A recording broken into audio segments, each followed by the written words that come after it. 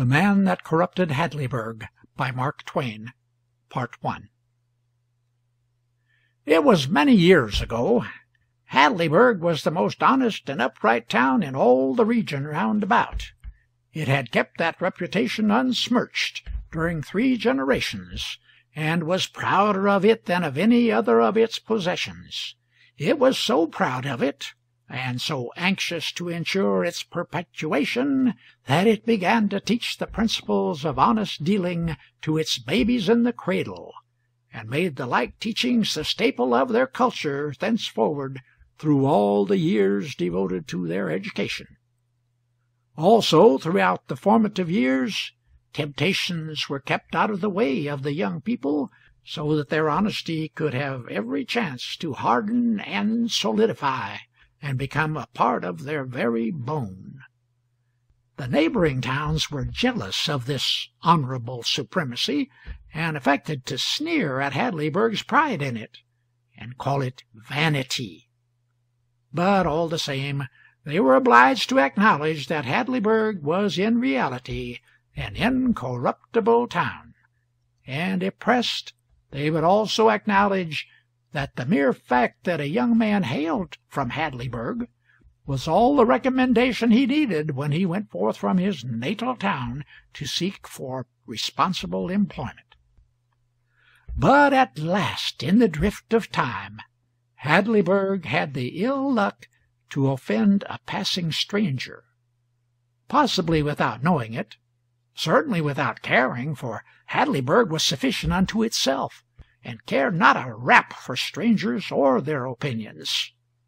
Still, it would have been well to make an exception in this one's case, for he was a bitter man and revengeful. All through his wanderings during a whole year he kept his injury in mind, and gave all his leisure moments to trying to invent a compensating satisfaction for it.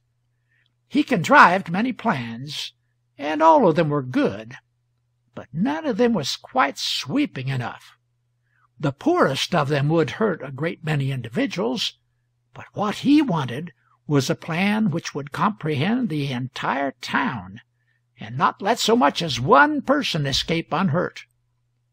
At last he had a fortunate idea, and when it fell into his brain it lit up his whole head with an evil joy.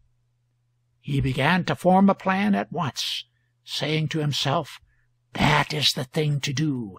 I will corrupt the town." 6 months later he went to Hadleyburg, and arrived in a buggy at the house of the old cashier of the bank about 10 at night. He got a sack out of the buggy, shouldered it, and staggered with it through the cottage yard, and knocked at the door. A woman's voice said, "Come in," and he entered, and set his sack behind the stove in the parlor, saying politely to the old lady, who sat reading the Missionary Herald by the lamp, "Pray keep your seat, madam. I will not disturb you. There, now it is pretty well concealed. One would hardly know it was there. Can I see your husband a moment, madam?" "No, he was gone to Brixton, and might not return before morning." "Very well, madam, it is no matter.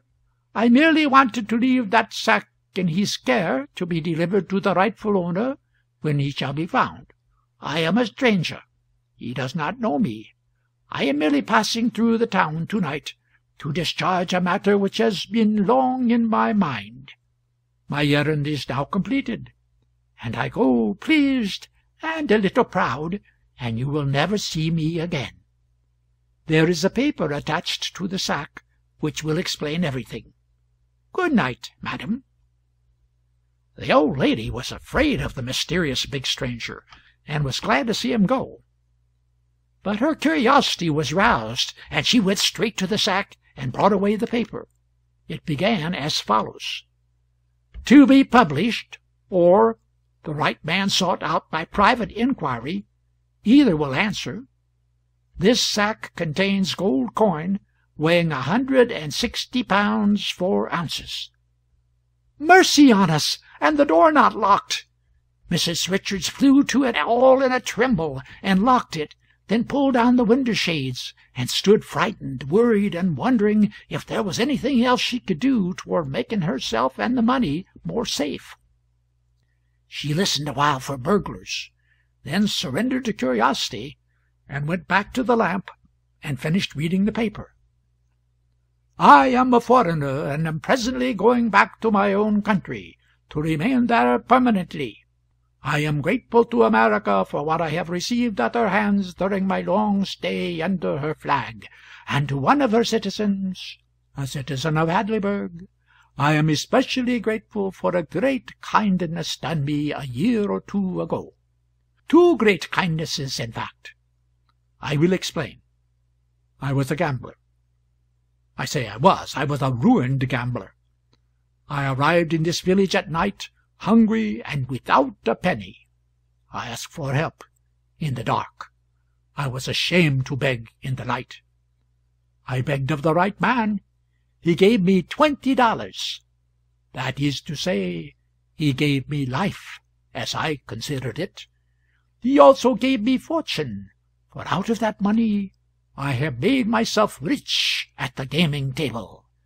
And finally, a remark which he made to me has remained with me to this day, and has at last conquered me, and in conquering has saved the remnant of my morals.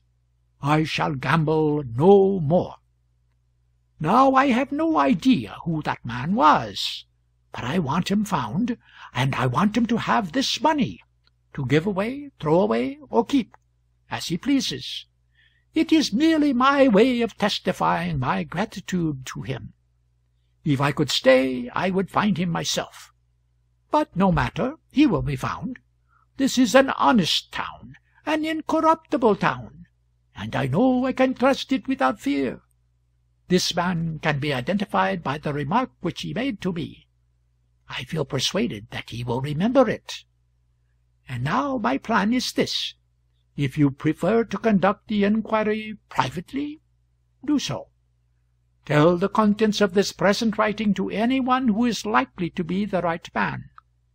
If he shall answer, "I am the man, the remark I made was so-and-so," apply the test. To wit, open the sack, and in it you will find a sealed envelope containing that remark. If the remark mentioned by the candidate tallies with it, give him the money, and ask no further questions, for he is certainly the right man. But if you shall prefer a public inquiry, then publish this present writing in the local paper, with these instructions added, to wit, 30 days from now let the candidate appear at the town hall at 8 in the evening, Friday, and hand his remark in a sealed envelope to the Reverend Mr. Burgess, if he will be kind enough to act. And let Mr. Burgess there and then destroy the seals of the sack, open it, and see if the remark is correct. If correct, let the money be delivered, with my sincere gratitude to my benefactor thus identified. Mrs. Richards sat down, gently quivering with excitement, and was soon lost in thinkings after this pattern. What a strange thing it is, and what a fortune for that kind man who set his bread afloat upon the waters! If it had only been my husband that did it! For we are so poor, so old and poor. Then with a sigh, but it was not my Edward. No, it was not he that gave a stranger $20. It is a pity, too. I see it now. Then with a shudder, but it is gambler's money, the wages of sin. We couldn't take it. We couldn't touch it. I don't like to be near it. It seems a defilement. She moved to a farther chair. I wish Edward would come and take it to the bank. A burglar might come at any moment. It is dreadful to be here all alone with it. At 11 Mr. Richards arrived, and while his wife was saying, "I am so glad you've come," he was saying, "I'm so tired clear out. It is dreadful to be poor and have to make these dismal journeys at my time of life. always at the grind, on a salary, another man's slave, and he sitting home in his slippers, rich and comfortable. I am so sorry for you, Edward, you know that. But be comforted. We have our livelihood. We have our good name. Yes, Mary, and that is everything. Don't mind my talk. It's just a moment's irritation and doesn't mean anything. Kiss me. There, it's all gone now, and I'm not complaining any more. What have you been getting? What's in the sack? Then his wife told him the great secret.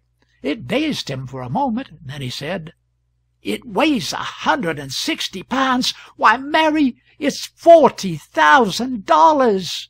Think of it! A whole fortune! Not 10 men in this village are worth that much. Give me the paper." He skimmed through it and said, "Isn't it an adventure? Why, it's a romance. It's like the impossible things one reads about in books and never sees in life." He was well stirred up now, cheerful, even gleeful. He tapped his old wife on the cheek and said humorously, "Why, we're rich, Mary, rich. All we've got to do is bury the money and burn the papers. If the gambler ever comes to inquire, we'll merely look coldly upon him and say, 'What is this nonsense you're talking? We've never heard of you and your sack of gold before.' And then he would look foolish and in the meantime, while you're running on with your jokes, the money is still here, and it is fast getting along toward burglar time." "True. Very well. What shall we do? Make the inquiry private?" "No, not that. It would spoil the romance. The public method is better. Think what a noise it will make. And it will make all the other towns jealous, for no stranger would trust such a thing to any town but Hadleyburg. And they know it. It's a great card for us. I must get to the printing office now, or I shall be too late." "But stop, don't leave me here alone with it, Edward." But he was gone. For only a little while, however. Not far from his own house he met the editor, proprietor of the paper, and gave him the document, and said, "Here's a good thing for you, Cox. Put it in." "It may be too late, Mr. Richards, but I'll see." At home again, he and his wife sat down to talk the charming mystery over. They were in no condition for sleep. The first question was, who could the citizen have been who gave the stranger the $20? It seemed a simple one. Both answered it in the same breath. "Barclay Goodson." "Yes," said Richards, "he could have done it, and would have been like him. But there's not another in the town." "Everybody will grant that, Edward. Grant it privately, anyway.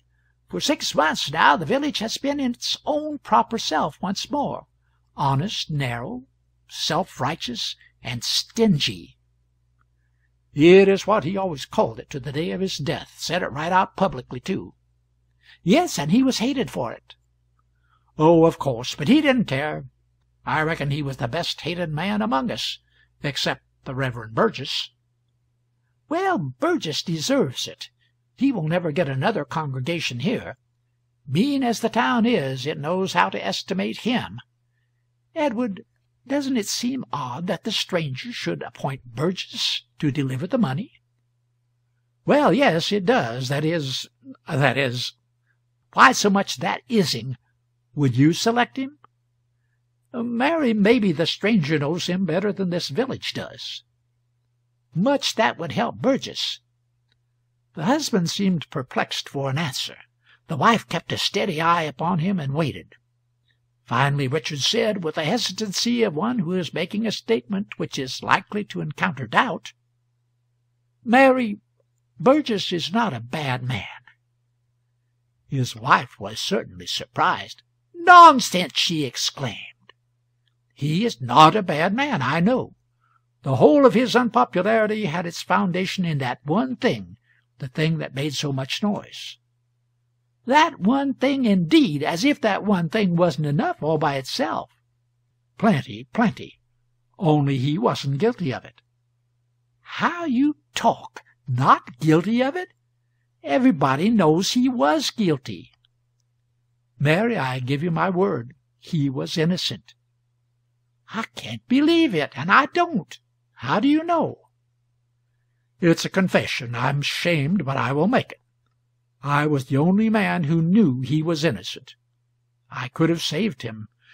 And, well, you know how the town was wrought up. I hadn't the pluck to do it. It would have turned everybody against me. I felt mean, ever so mean, but I didn't dare. I hadn't the manliness to face that." Mary looked troubled, and for a while was silent. Then she said stammeringly, I don't think it would have done for you to one mustn't, public opinion. One has to be so careful, so—" It was a difficult road, and she got mired, but after a little she got started again. "It was a great pity, but— Why, we couldn't afford it, Edward. We couldn't indeed. Oh, I wouldn't have had you do it for anything." "It would have lost us the goodwill of so many people, Mary, and then— What troubles me now is what he thinks of us, Edward." He doesn't suspect that I could have saved him." "Oh!" exclaimed the wife in a tone of relief. "I'm glad of that. As long as he doesn't know that you could have saved him, well, that makes it a great deal better. Why, I might have known he didn't know, because he is always trying to be friendly with us, as little encouragement as we give him. More than once people have twitted me with it. There's the Wilsons and the Wilcoxes and the Harknesses. They take a mean pleasure in saying, 'Your friend Burgess,' because they know it pesters me. I wish he wouldn't persist in liking us so. I can't think why he keeps it up." "I can explain it. It's another confession. When the thing was new and hot, and the town made a plan to ride him on a rail, my conscience hurt me so that I couldn't stand it, and I went privately and gave him notice, and he got out of town and stayed out till it was safe to come back." "Edward, if the town had found it out—" "Don't! It scares me yet to think of it. I repented of it the minute it was done, and I was even afraid to tell you, lest your face might betray it to somebody. I didn't sleep any that night for worrying. But after a few days I saw that no one was going to suspect me, and after that I got to feeling glad I did it. And I feel glad yet, Mary, glad through and through." "So do I, now, for it would have been a dreadful way to treat him. Yes, I'm glad, for really you did owe him that, you know. But, Edward, suppose it should come out yet, some day." "It won't." "Why?"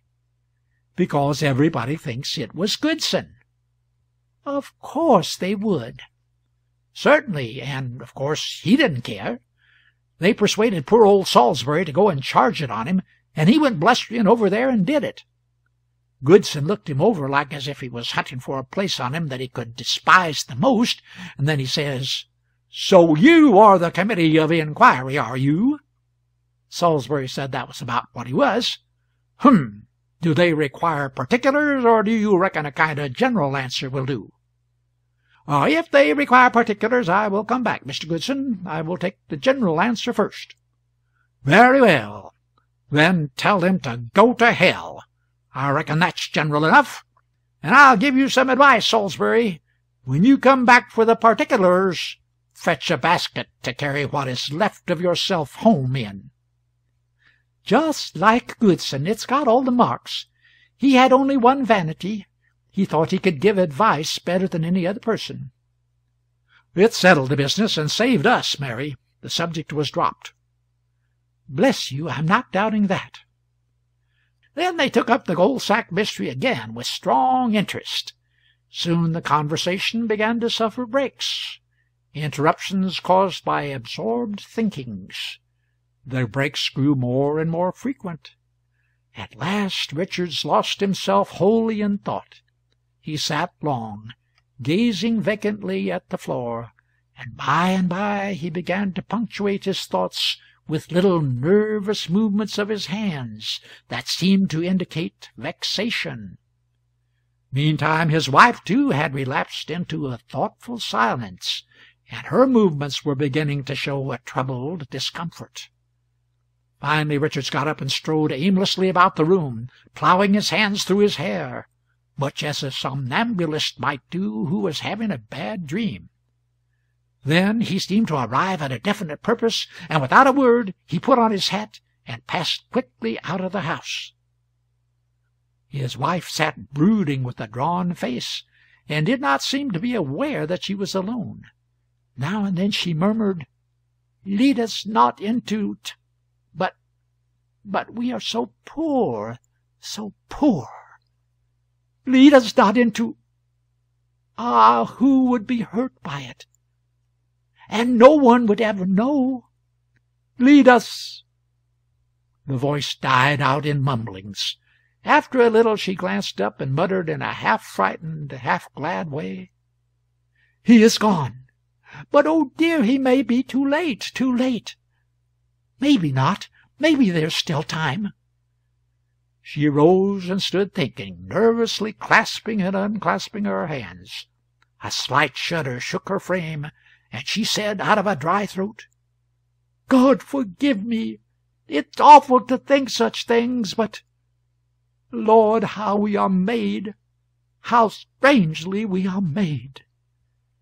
She turned the light low and slipped stealthily over and knelt down by the sack, and felt of its ridgy sides with her hands, and fondled them lovingly, and there was a gloating light in her poor old eyes. She fell into fits of absence, and came half out of them at times to mutter, "If we had only waited, oh, if we had only waited a little, and not been in such a hurry." Meantime Cox had gone home from his office and told his wife all about the strange thing that had happened, and they had talked it over eagerly, and guessed that the late Goodson was the only man in the town who could have helped the suffering stranger with so noble a sum as $20. Then there was a pause, and the two became thoughtful and silent, and by nervous and fidgety. At last the wife said, as if to herself, "Nobody knows this secret but the Richardses, and us. Nobody." The husband came out of his thinkings with a slight start, and gazed wistfully at his wife, whose face was become very pale. Then he hesitatingly rose and glanced furtively at his hat, then at his wife, a sort of mute inquiry. Mrs. Cox swallowed once or twice, with her hand at her throat. Then, in place of speech, she nodded her head. In a moment she was alone and mumbling to herself. And now Richards and Cox were hurrying through the deserted streets from opposite directions. They met panting at the foot of the printing-office stairs. By the night-light there they read each other's face. Cox whispered, "Nobody knows about this but us." The whispered answer was, "Not a soul, on honor, not a soul." "If it isn't too late to—" The men were starting upstairs. At this moment they were overtaken by a boy, and Cox asked, "Is that you, Johnny?" "Yes, sir." "You needn't ship the early mail, nor any mail. Wait till I tell you." "Oh, it's already gone, sir." "Gone!" It had the sound of an unspeakable disappointment in it. "Yes, sir. Timetable for Brixton and all the towns beyond changed to-day, sir. Had to get the papers in 20 minutes earlier than common. I had to rush. If I had been 2 minutes later—" The men turned and walked slowly away, not waiting to hear the rest. Neither of them spoke during 10 minutes. Then Cox said in a vexed tone, "What possessed you to be in such a hurry? I can't make out." The answer was humble enough. "I see it now, but somehow I never thought, until it was too late. But the next time—" "Next time be hanged! It won't come in 1,000 years."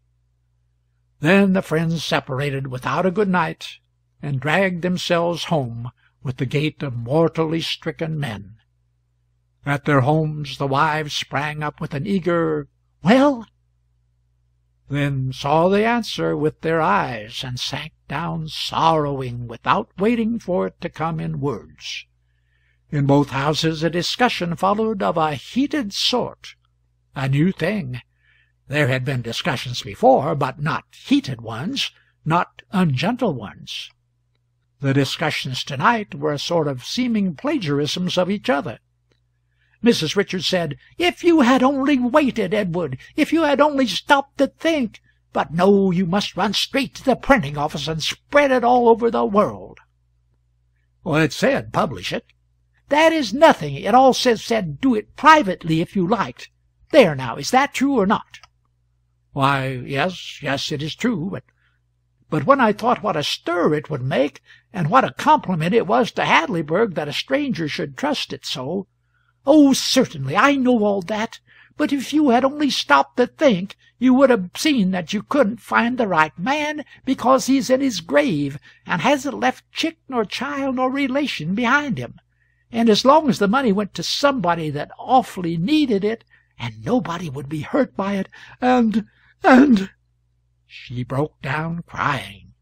Her husband tried to think of some comforting thing to say, and presently came out with this: "But after all, Mary, it must be for the best. It must be.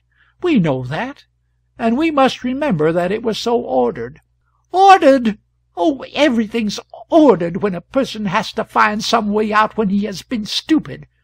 Just the same, it was ordered that the money should come to us in this special way, and it was you that must take it on yourself to go meddling with the designs of Providence. And who gave you the right?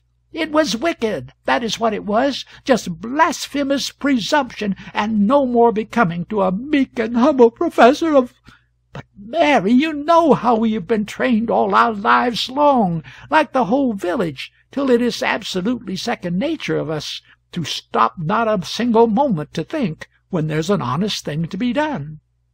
"Oh, I know it. It's been one everlasting training and training and training in honesty.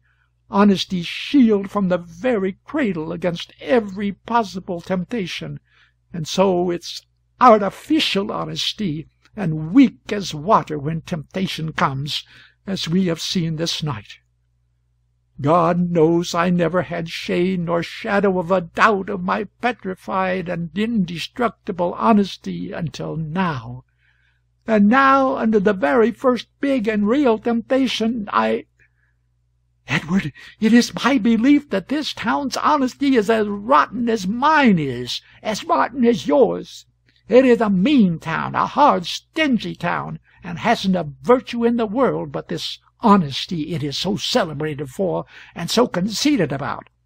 And so help me, I do believe that if ever the day comes that its honesty falls under great temptation, its grand reputation will go to ruin like a house of cards. There now, I've made confession, and I feel better. I am a humbug, and I've been one all my life, without knowing it. Let no man call me honest again. I will not have it. Well, Mary, I feel a good deal as you do. I certainly do. It seems strange, too, so strange. I never could have believed it, never."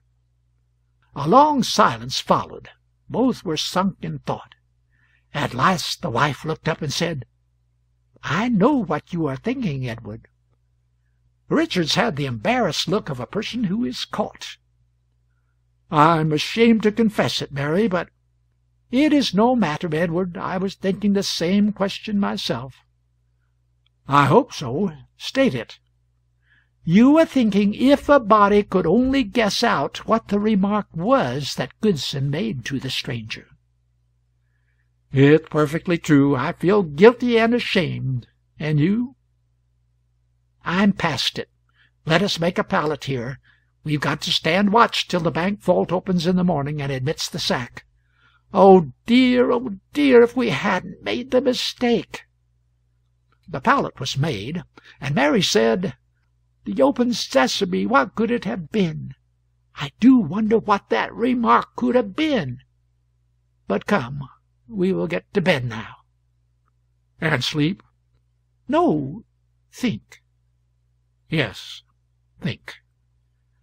By this time the Coxes, too, had completed their spat and their reconciliation, and were turning in, to think, and toss and fret, and worry over what the remark could possibly have been which Goodson made to the stranded derelict. That golden remark, that remark worth $40,000 cash. The reason that the village telegraph office was open later than usual that night was this. The foreman of Cox's paper was the local representative of the Associated Press. One might say its honorary representative, for it wasn't 4 times a year that he could furnish 30 words that would be accepted. But this time it was different. His dispatch, stating what he had caught, got an instant answer. "Send the whole thing, all the details, 1,200 words." A colossal order. The foreman filled the bill, and he was the proudest man in the state. By breakfast time the next morning the name of Hadleyburg, the incorruptible, was on every lip in America, from Montreal to the Gulf, from the glaciers of Alaska to the orange groves of Florida, and millions of people were discussing the stranger and his money sack, and wondering if the right man would be found, and hoping some more news about the matter would come soon, right away.